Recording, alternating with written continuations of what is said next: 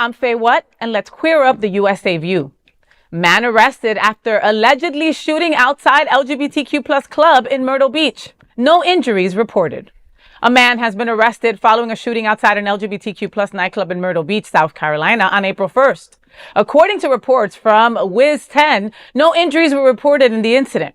Police say 37-year-old Timothy James Truett allegedly opened fire outside Pulse Ultra Club, damaging a vehicle owned by the venue's operator. Authorities state the shooting shattered both the rear passenger window and the windshield.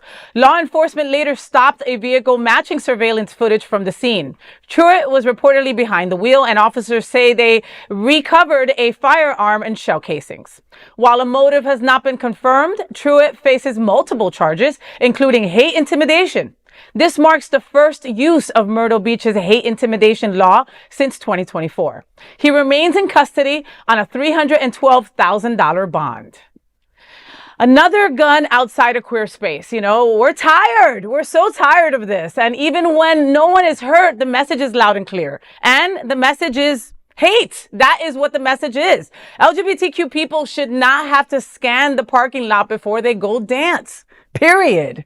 You know, but I mean, this also is just another high alert to tell everybody that, you know, we need to go back to old school ways. Back in the day in the 90s when I was a young little lesbian, you know, you went somewhere with somebody and you left with somebody, you know, and you made sure that if you were leaving separately because maybe somebody found, you know, a date for the night, you let me know when you got home in some way, shape or form. You know, these are the times that we're in right now. Anything could happen. We don't know if that gentleman was an ex of somebody or if it was an intimidation hate crime aspect, but it's still scary.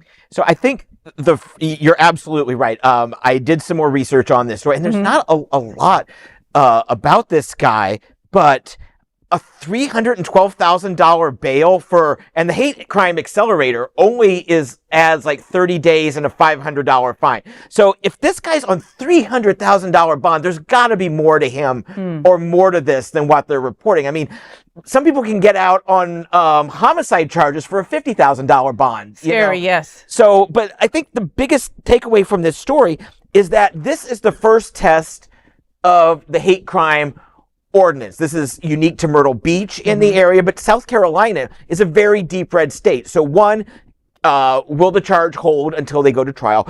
Will a jury convict? And will the state Supreme Court hold it up? So this is a story, not necessarily for the violence, which unfortunately is becoming very de rigueur and common, is to see how courts allow this to play out in this particular venue. Yeah, because when people get arrested, they throw a bunch of charges on you, you know, just to be able to hold you a certain amount of time and to also have that bond be that high that you can't afford it, you know, to get out.